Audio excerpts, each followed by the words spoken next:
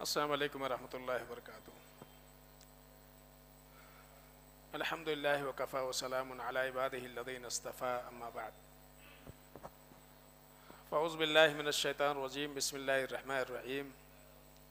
وقال الرسول یا ربی ان قوم اتخذوا هذا القرآن مہجورا رب اشرح لی صدری ویسر لی امری واحلل عقدۃ من لسانی یفقہوا قولی۔ قابل قدر سامعین و سامعات، اللہ کی توفیق سے 19واں پارہ آج آپ نے سماعت کیا۔ اللہ تعالی ہم سب کے ٹوٹی پھوٹی عبادتوں کو قبول فرمائے۔ میں نے جو آیت پڑھی ہے یہ سورۃ الفرقان کی آیت نمبر 30 ہے۔ اس آیت میں اللہ تعالی نے اللہ کے رسول صلی اللہ علیہ وسلم کے تعلق سے یہ ذکر کیا کہ قیامت کے دن اللہ کے رسول صلی اللہ علیہ وسلم یا تو اپنے امت کے افراد کے حق میں گواہی دیں گے یا ان کے خلاف گواہی دیں گے۔ اور قرآن کے تعلق سے اللہ کے نبی صلی اللہ علیہ وسلم نے فرمایا والقرآن حجۃ لک او حجۃ علیک، قرآن یا تو تمہارے حق میں رہے گا اور یا تو پھر تمہارے خلاف رہیں گے۔ تو اللہ فرماتے ہیں کہ رسول کہیں گے اے میرے رب، یہ میری قوم ہے، یہ میری امت کے لوگ ہیں، انہوں نے قرآن کو چھوڑ دیا تھا، انہوں نے قرآن کو چھوڑ دیا تھا۔ ایک دعویٰ ہوگا اللہ کے رسول صلی اللہ علیہ وسلم کے جانب سے۔ قرآن چھوڑ دینے کا دو معنی ہے۔ ایک تو وہ لوگ جنہوں نے قرآن کو اللہ کی کتاب تسلیم ہی نہیں کیا، اسلام قبول نہیں کیا، کفر پر چلے گئے، ایک وہ لوگ ہوں گے۔ دوسرے وہ لوگ جنہوں نے ایمان قبول کیا، لا الہ الا اللہ پڑھا، محمد رسول اللہ پڑھا، ارکان ایمان پر ان کا ایمان ہے، لیکن ان کے بھی تعلق سے اللہ کے رسول صلی اللہ علیہ وسلم کی یہ گواہی ہوگی کہ انہوں نے قرآن کو چھوڑ دیا۔ تو آج کے یہ درس میں خاص طور سے ہم اپنا محاسبہ کریں گے اور یہ جاننے کی کوشش کریں گے کہ کہیں ایسا تو نہیں کہ اللہ کے رسول صلی اللہ علیہ وسلم جن کے خلاف دعویٰ پیش کریں گے کہیں ہم ان میں سے تو نہیں۔ کیا قرآن کو ہم نے بھی تو نہیں چھوڑ دیا؟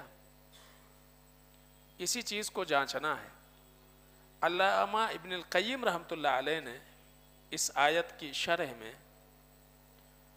انہوں نے تقریباً 6 سے 7 اسباب یا یہ کہیں کہ قرآن کو پشے پست ڈالنے اور قرآن کو چھوڑنے کی صورتیں انہوں نے ذکر کی ہیں کہ یہ آدمی کے اندر اگر بات پائی جاتی ہے تو گویا کہ اس نے قرآن کو چھوڑا ہے۔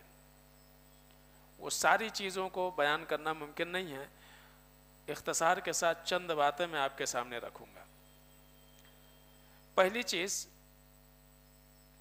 قرآن کی تلاوت کو چھوڑ دینا، تلاوت نہ کرنا، قرآن نہ پڑھنا، یہ بھی کیا ہے؟ قرآن کو چھوڑنے کے مترادف ہے۔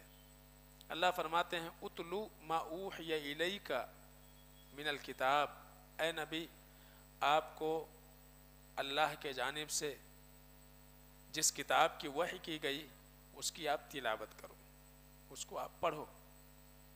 تو خطاب تو اللہ کے رسول صلی اللہ علیہ وسلم کو ہے، لیکن اس سے تمام بنی نوع انسان مراد ہیں، مرد ہوں عورت ہوں، سب کو اللہ نے خطاب کیا ہے کہ اس کتاب کو سیکھنا چاہیے، سیکھ کر کے پڑھنا چاہیے، اس کی تلاوت کرنی چاہیے۔ یہ تعلیم ہے اور اس کتاب کے نزول کا ایک سبب بھی ہے، اور اللہ کے رسول صلی اللہ علیہ وسلم کے بعثت کے مقاصد میں سے ایک مقصد بھی ہے۔ اللہ نے کئی مقام پر قرآن میں جہاں اللہ کے رسول صلی اللہ علیہ وسلم کی رسالت کا ذکر فرمایا اور آپ کی ذمہ داریاں جہاں بیان کی، وہاں ایک بات بیان کی، یتلو علیہم آیاتی، کہ اللہ کے نبی صلی اللہ علیہ وسلم کو اللہ نے جو کتاب دی اس کتاب کے آیتوں کی تلاوت کرتے ہیں۔ تو یہ جو کتاب اللہ نے دی ہے، یہ کتاب اس قابل ہے کہ اس کو پڑھا جائے۔ ایک اور مقام پر اللہ فرماتے ہیں وَأُمِرْتُ أَنْ أَكُونَ مِنَ الْمُسْلِمِينَ وَأَنْ أَتْلُوَ الْقُرْآنَ، مجھے اس بات کا حکم دیا گیا ہے کہ میں فرما برداری والی زندگی گزاروں اور قرآن کو پڑھتا رہوں۔ تو تلاوت قرآن کو اپنی زندگی میں اپنانا، اس کو پڑھنا، موقع نکال کر کے چند آیتیں، چند پارے، چند رکوع اس کی تلاوت کرنا اور روزانہ کا ایک معمول بنانا، یہ قرآن کے حقوق میں سے ایک حق ہے۔ اس سے روگردانی، اس سے غفلت، یہ قرآن کو چھوڑنے کے مترادف ہے۔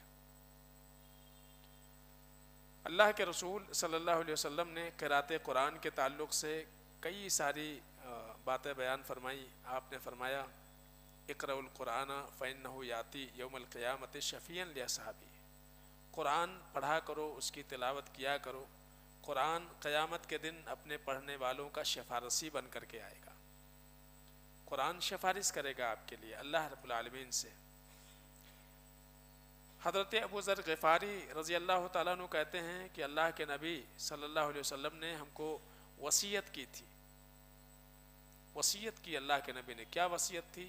علیک بتلاوت القرآن، کہ اے ابو ذر قرآن کو پڑھنا اپنے اوپر لازم کر لو، قرآن کی تلاوت کیا کرو، وذکر اللہ، اور اللہ کو یاد کیا کرو، اور فَإِنَّهُ نُورٌ لَكَ فِي الْأَرْضِ وَزُخْرٌ لَكَ فِي السَّمَاءِ، یہ دو کام کرو گے دو فائدے ہوں گے، قرآن کی تلاوت اور اللہ کا ذکر، ان دونوں کے کرنے سے فائدہ یہ ہوگا کہ جب تک اس دنیا میں رہو گے اللہ رب العالمین کے جانب سے تمہیں رہنمائی ملتی رہے گی۔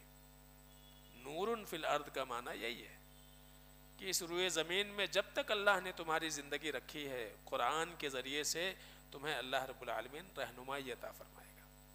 اور کیا ہوگا؟ اللہ کو یاد رکھو گے تو اللہ تمہیں یاد رکھے گا، مصیبتوں میں، پریشانیوں میں تمہارے دل میں قرار اللہ رب العالمین ڈالے گا۔ اور اسی لیے قرآن میں کہا گا نا الا بذکر اللہ تطمئن القلوب، کیا ایسا نہیں ہے کہ جب ہم اللہ کو یاد کرتے ہیں تو ہمارے دل مطمئن ہو جاتے ہیں۔ تو اللہ کے نبی نے فرمایا کہ ایک تو قرآن کی تلاوت کو اپنے اوپر لازم کر لو، اور دوسرے اللہ کو کثرت سے یاد کرو، فائدہ یہ ہوگا کہ نور لک فی الارض، جب تک اس دنیا میں رہو گے اللہ تعالیٰ تمہارے لیے روشنی کا انتظام کرے گا۔ روشنی کیا ہے؟ ہدایت، رہنمائی، ہر مشکل سے نکلنے کا حل، راستہ اللہ رب العالمین سجھائے گا۔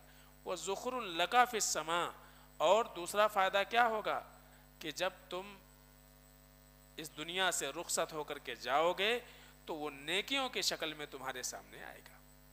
وہ کیا ہوگا؟ وہ تمہارے لیے خزانے کے مانند ہوگا، ذخر، خزانہ ہوگا تمہارے لیے قیامت کے دن۔ تو یہ دونوں فائدے ہیں۔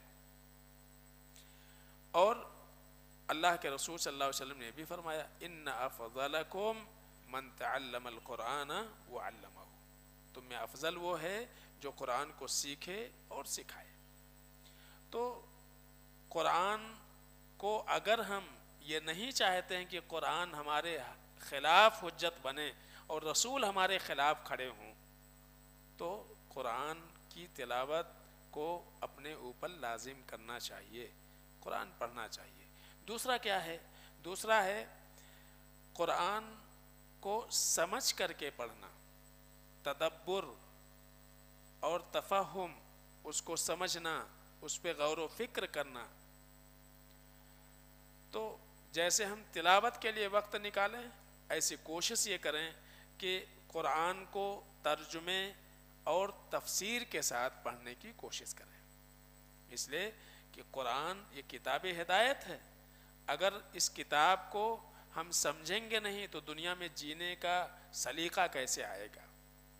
اب ظاہر سی بات ہے، آپ اگر کوئی الیکٹرانک چیز خریدتے ہیں تو اس کے ساتھ میں ایک باقاعدہ بک آتا ہے جس میں لکھا رہتا ہے کہ آپ کو اس کو یوز کیسے کرنا ہے۔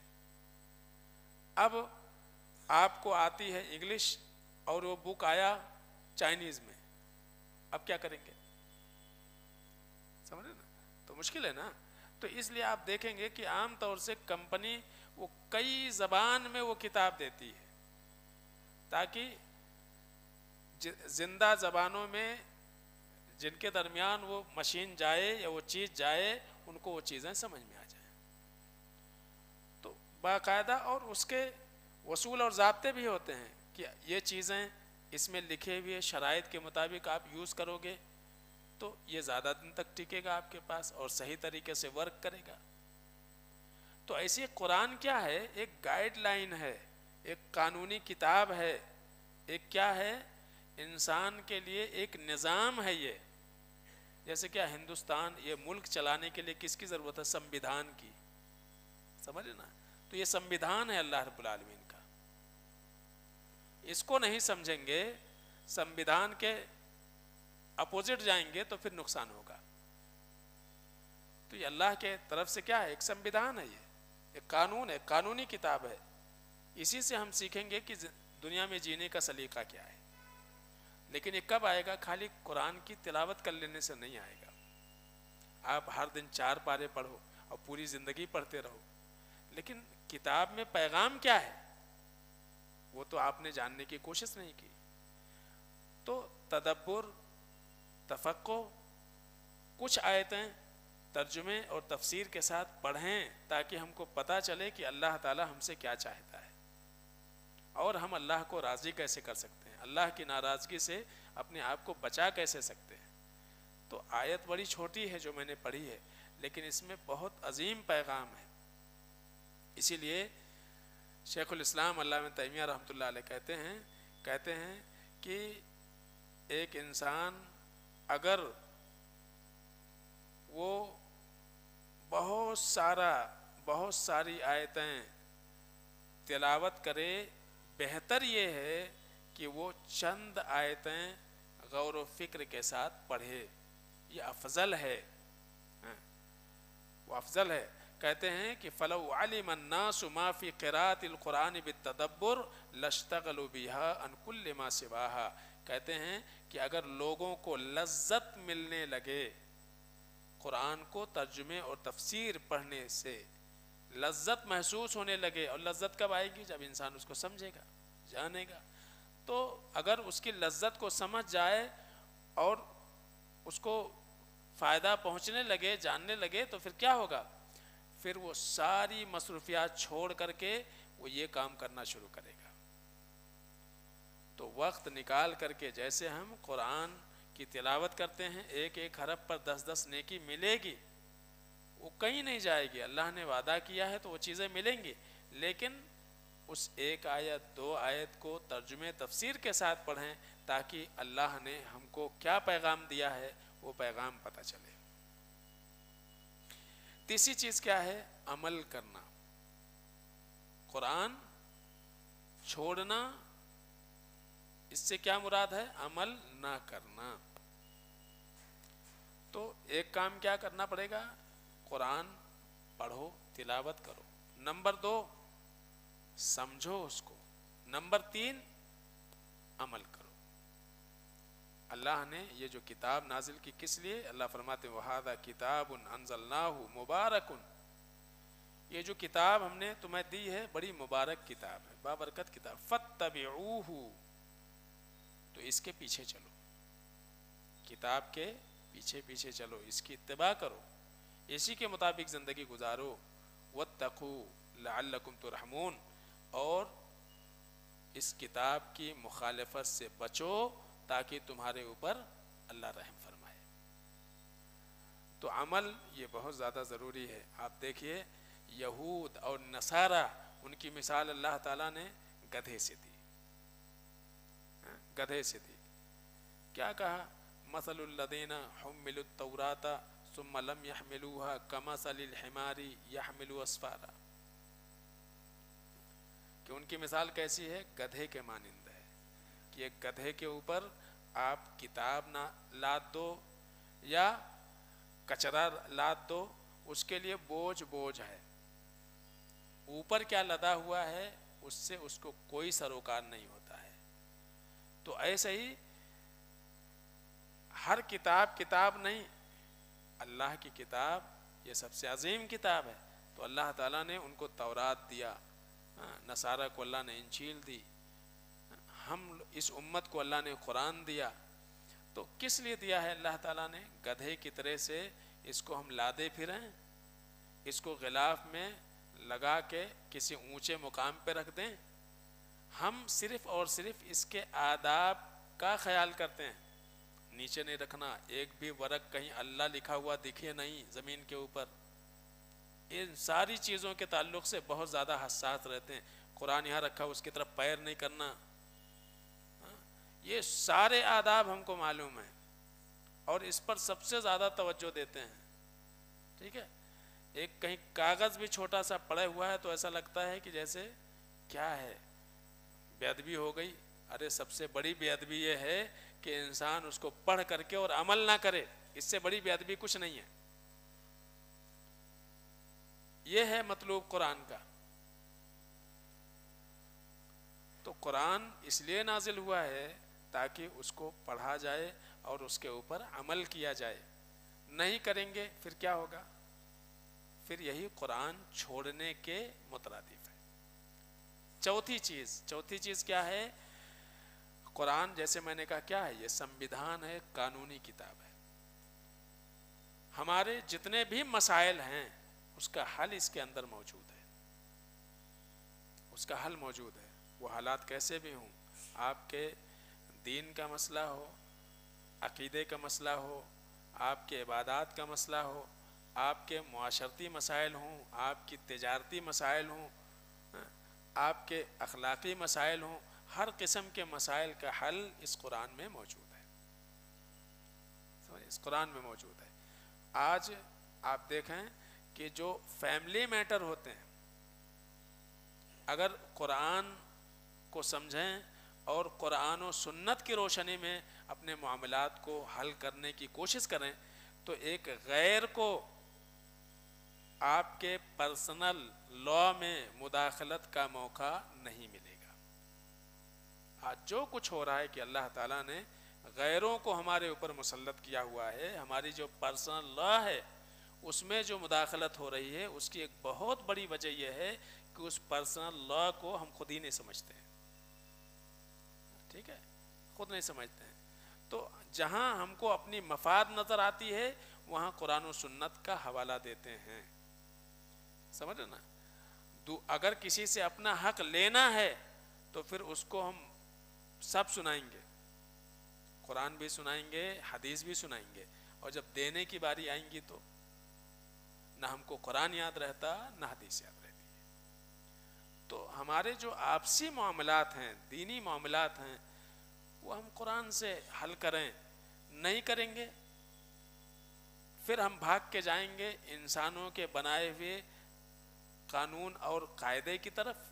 ظاہر سی بات ہے اس میں ہمارے لیے مصیبت ہے، پریشانیاں ہیں، تکلیفیں ہیں.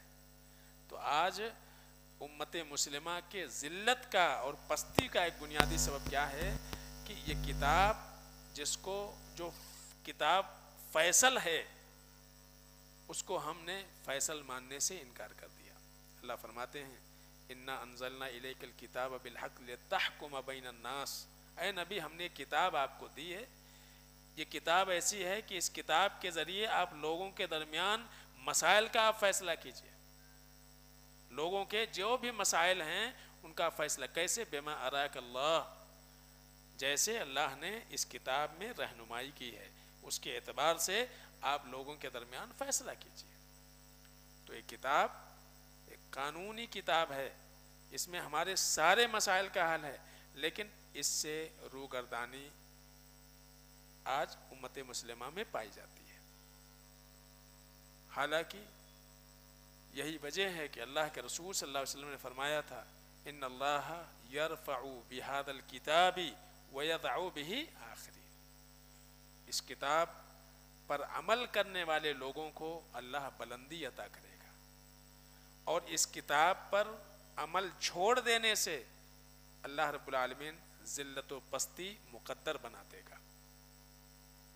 تو اس بات کو یاد رکھیے کہ آج امت مسلمہ کے خرابی اور ان کے پستی کا ایک بہت بڑا سبب قرآن سے دوری ہے۔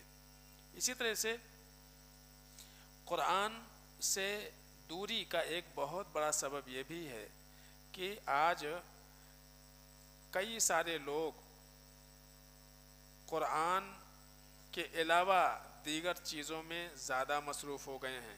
ہمارے معاشرے میں اکثریت کا معاملہ یہ ہے کہ جو قرآن سے ناواقف ہیں، کئی سارے ایسے لوگ ہیں جو ابھی بڑھاپے کی دہلیز پر پہنچ گئے، ان کو ناظرہ بھی پڑھنا نہیں آتا ہے۔ بہت افسوس کی بات ہے، ناظرہ بھی پڑھنے نہیں آتا ہے۔ تو اب ظاہر سی بات ہے، قرآن اگر آپ کو پڑھنا نہیں آئے گا، آپ اس کو سیکھیں گے نہیں تو کیا ہوگا؟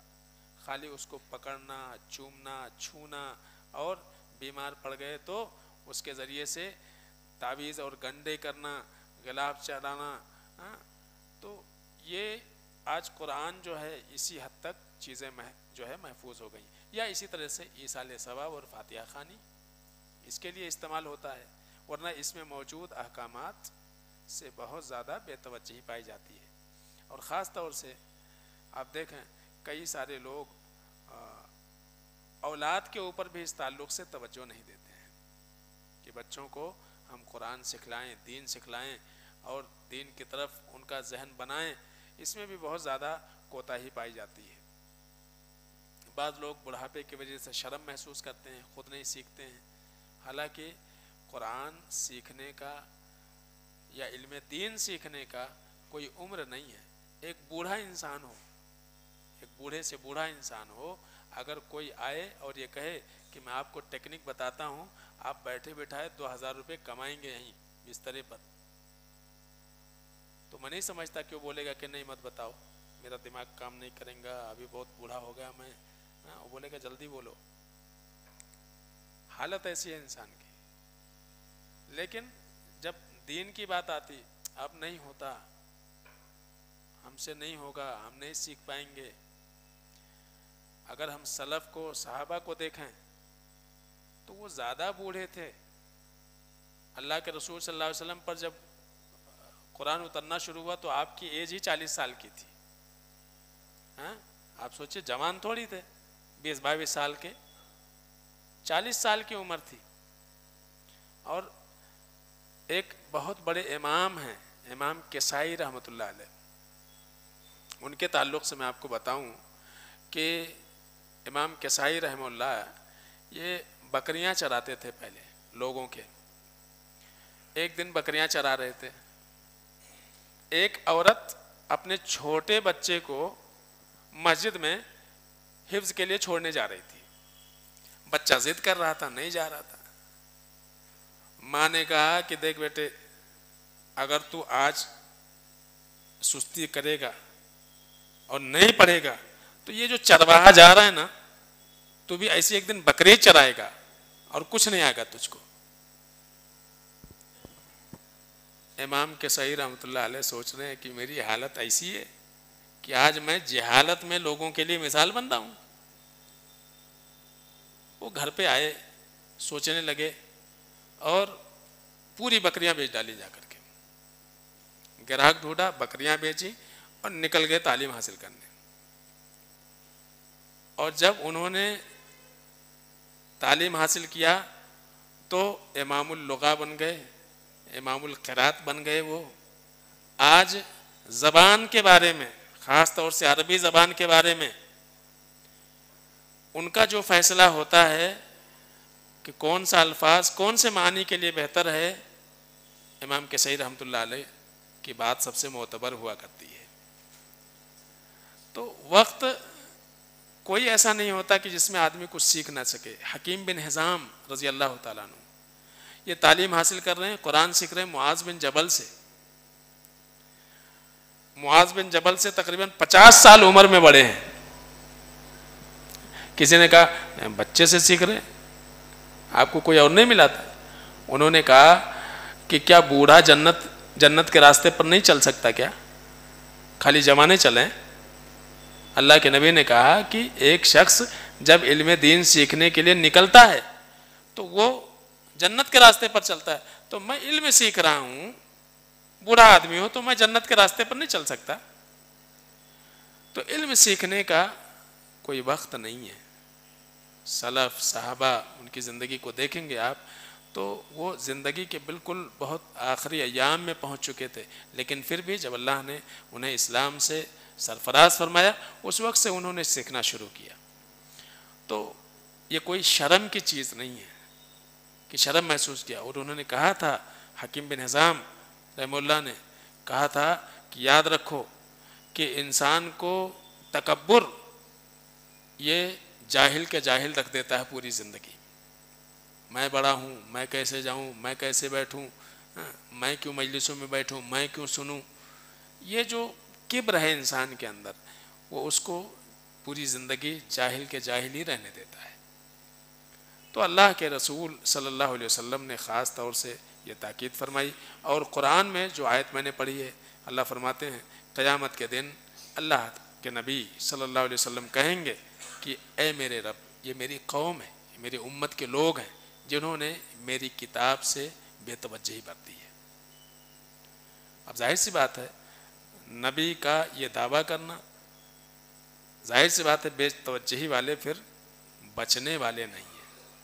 تو یہ بہت افسوس کی بات ہے کہ ہم رسالت کو مانیں اور ساری کتابوں پر ایمان لانے کا دعویٰ کریں, لیکن جو کتاب اللہ نے ہم کو دی ہے, جو ہمارے لیے کتاب ہدایت ہے, اسی کتاب سے انسان سستی اور غفلت کا شکار رہے. اللہ سے دعا ہے کہ العالمین ہم سب کو سمجھنے عمل کرنے کی توفیق عطا فرمائے. آمین رب العالمین.